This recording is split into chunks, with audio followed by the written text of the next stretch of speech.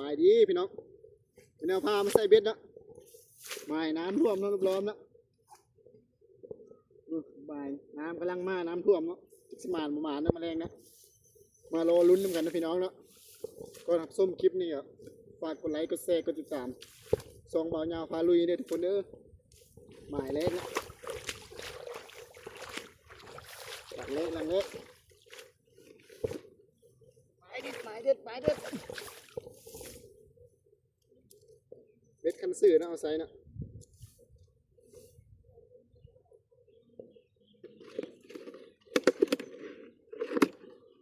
เนี่ยใส่เดือดนะเอาใส่นะได้ทุกชนิดเนาะเนี่ยครบจักรวาลนะเดือป่าทุกชนิดเนาะเนี่ยเอาใส่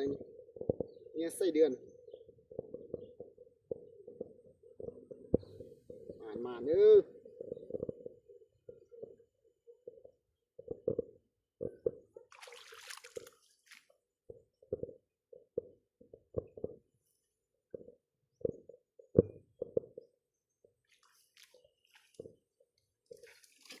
ไปพี่น้องหลังกันไป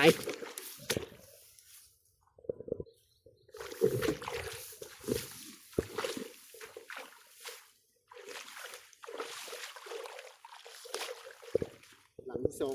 พี่น้องแกะเบ็ดก่อนฝากกดไลค์กดแชร์เด้อพี่น้องเป็นกำลังใจบ่าวยาวพาลุยเดี๋ยวมีคลิปใหม่ๆให้เบิ่งนะหาอยู่หากินบ้านๆแบบนี้เนาะคนบ้านน้องบ้านยาเนาะผักเวียกเลิกเวียกมากเนาะใส่เบ็ดมาปูหาปลาเนาะ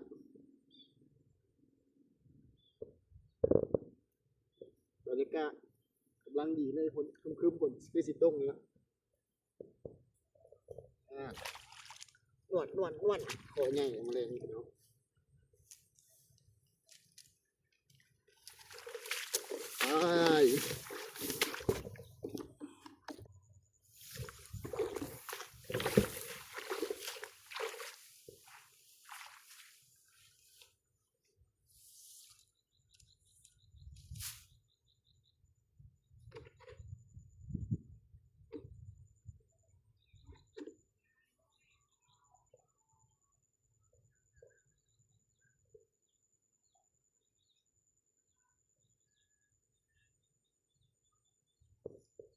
หลังซ้ำ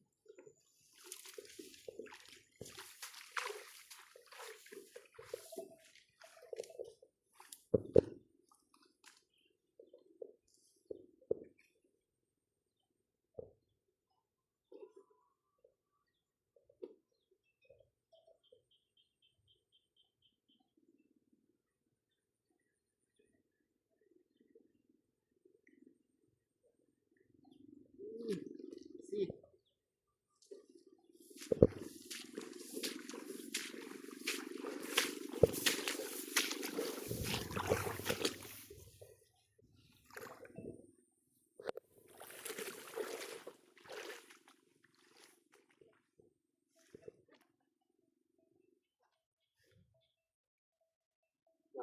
หลังห้าพี่น้อง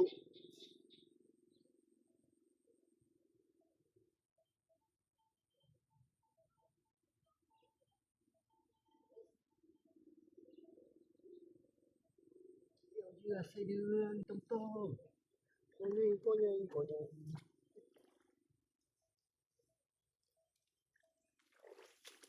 ตัวใหญ่ตัวใหญ่ตัวใหญ่ตัวใหญ่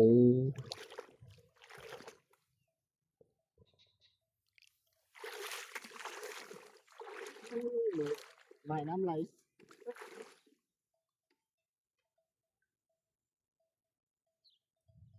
น้ำไหลพี่น้องมาทุกไงเลยมาทุกไงเลย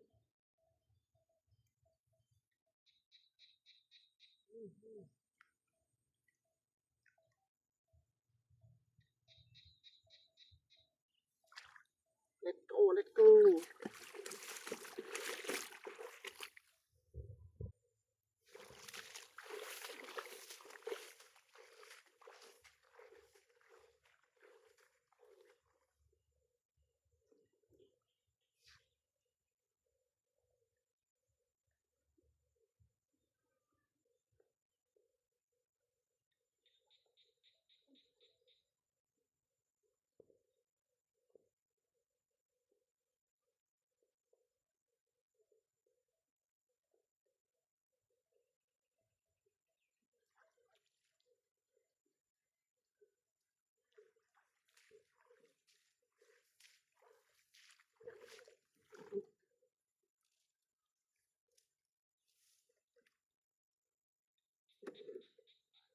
วมัน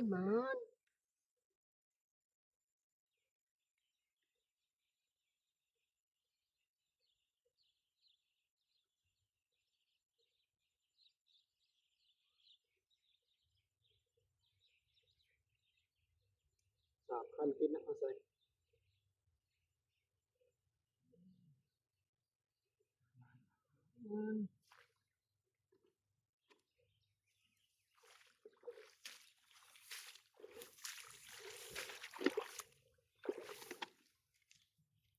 มันพี่น้อง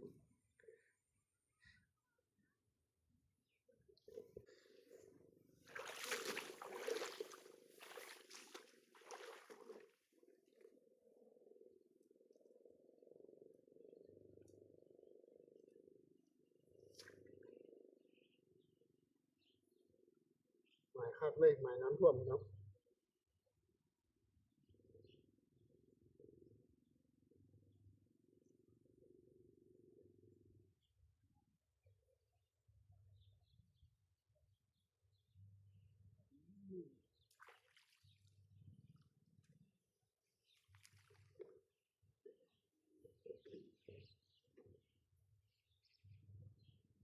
ส่งหลังแย่งเดี่ยวเลยนะพี่น้องคนละพักให้นานะว้าวรอลุ้นแมลงเนาะหลังในสิมานเนาะแย่งเดี่ยวซื้อเดี่ยวนะส่งหลังเขานี่